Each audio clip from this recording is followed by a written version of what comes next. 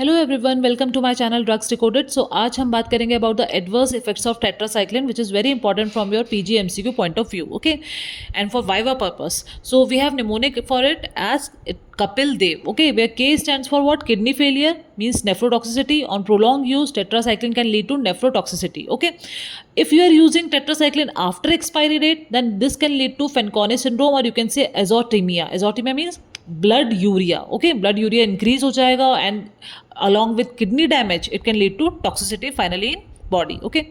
So A stands for what? Anti anabolic effects, okay.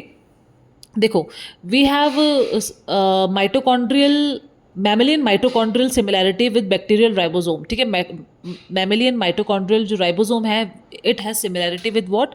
Bacterial ribosome. तो कई बार क्या होता है, अगर बहुत ज़्यादा कंसंट्रेशन में हम एंटीबायोटिक यूज़ कर रहे हैं तो जो मैमेलियन माइटोकॉन्ड्रियल प्रोटीन सिंथेसिस है वो भी अफेक्ट हो जाएगा, ठीक है. इस वजह से क्या हो सकता है, होस्ट में और ह्यूमन बॉडी में, ठीक है, बैक्टीरिया को किल करते करते ये एंटीबायोटिक क्या करेंगी? Negative nitrogen balance can result due to inhibition of what? Protein synthesis by these antibiotic. भाई इन एंटीबायोटिक को किल करना है बैक्टीरिया को, और ये एंटीबायोटिक साथ साथ ह्यूमंस बॉडी का भी क्या कर रही है? प्रोटीन सिंथेसिस इनहिबिट कर देंगी. उसको हम बोलते हैं anti anabolic effects.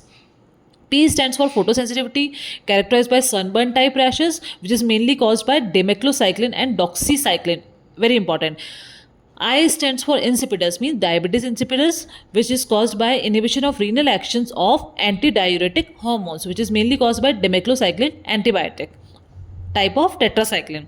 L stands for liver toxicity, which is they can cause hepatic necrosis also. D stands for dentition and bone defects.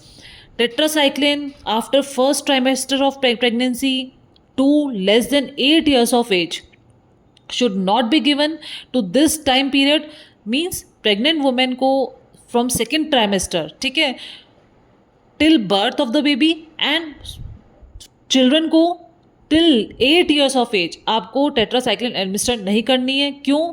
क्योंकि जो डेवलपिंग पीरियड होता है टीथ का, ठीक है, लाइक 14 to 16 इंट्रायूट्रिन लाइफ, ठीक है, to till 8 years of age, ठीक है, जो कैल्सिफिकेशन होता है इनेमल और डेंटिन का, उसमें जाके वो कैल्शियम से टेट्रासाइक्लिन किलेशन प्रोडक्ट फॉर्म कर लेता है, ठीक है, किलेट फॉर्म कर लेता है, जिस वजह से प्रॉपर कैल्सिफिकेशन नहीं हो पाता है टीथ में, and they can lead to what?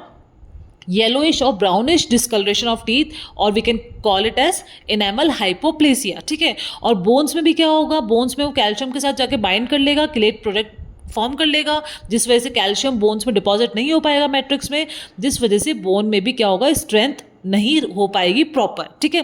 तो this is very important for this. E is for expired drug. अगर आप एक्सपायर्ड ड्रग यूज कर रहे हैं, it can lead to Fanconi syndrome. And V is for vestibular dysfunction characterise by vertigo and ataxia, which is mainly caused by what? Minocycline.